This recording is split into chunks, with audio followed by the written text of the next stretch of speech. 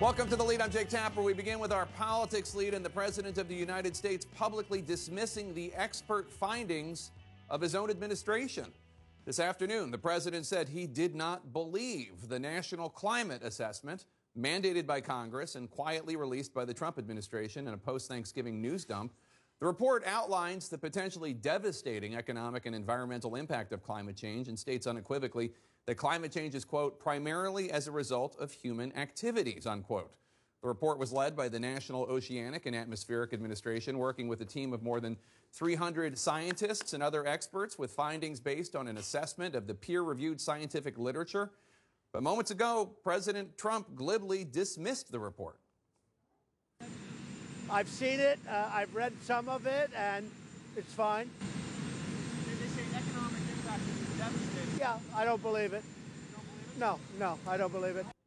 All part of a pattern that you're familiar with, I'm sure, where the president disregards facts in favor of whatever reality he finds most politically or personally expedient at the moment.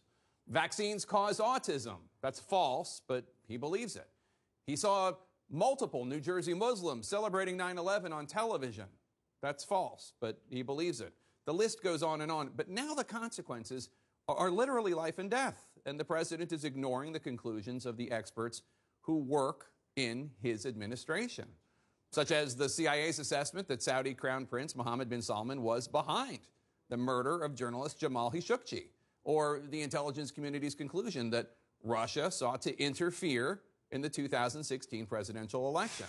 CNN's Pamela Brown is at the White House, and Pamela, the White House rebuttal follows this pattern of not hewing to facts. The White House said the report was just the worst-case scenario, but that's not true. It's not just the worst-case scenario. It offers a lot of different scenarios. Right. In fact, one of the study's authors came out today and said the report considers all scenarios and that what the White House is saying is flat out false. But this is a president who has a history of dismissing findings from his own administration when he finds the facts politically inconvenient. And in this latest case, as you just heard there, he is flat out saying he doesn't believe this devastating climate change report compiled by his own administration. Tonight, President Trump looking south towards the U.S.-Mexico border. They're not coming into the United States. They will not be coming into our country. Threatening on Twitter to shut down the border permanently and threatening a government shutdown over the issue. When you look at the people coming in, this would be a very good time to do a shutdown. It comes after weeks of the president stoking fears and demonizing the migrant caravan. They're bad people, not letting criminals into our country. The people from Tijuana are saying, wow, these are tough people. They're fighting us. They're in fistfights all over the place. These are tough people that are coming in.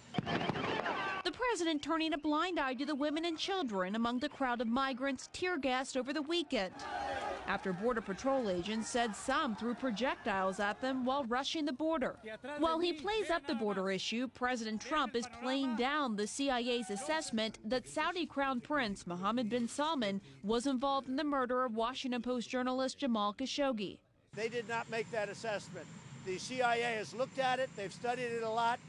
They have nothing definitive. I will say this, I don't know. I don't know. But whether he did or whether he didn't, he denies it vehemently. After several days of staying quiet, Trump now talking about his own government's report released Friday, which warns climate change could cost the U.S. economy hundreds of billions of dollars and kill thousands of people before the end of the century. I've seen it, I've read some of it, and it's fine. They say economic impact is devastating. Yeah, I don't believe it.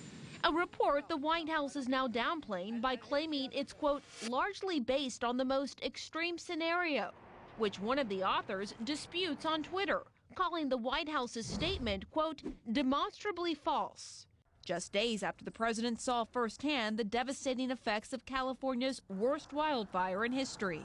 I want great climate. What about the argument it's climate change, that it's drier, it's hotter, and that's contributing to it? Maybe it contributes a little bit. The big problem we have is management. Last week, President Trump cited the recent cold snaps to mock climate change, tweeting, brutal and extended cold blasts could shatter all records. Whatever happened to global warming?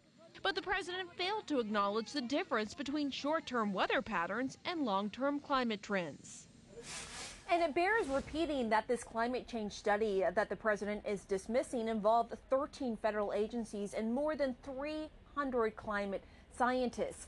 Meantime, the president will soon be stumping in Mississippi for Republican Cindy Hyde-Smith. In the last Senate race, she had been under fire for racially offensive comments. The president today came out, defended her, saying she apologized and suggested that should suffice. Jake? All right, Pamela Brown, thanks so much.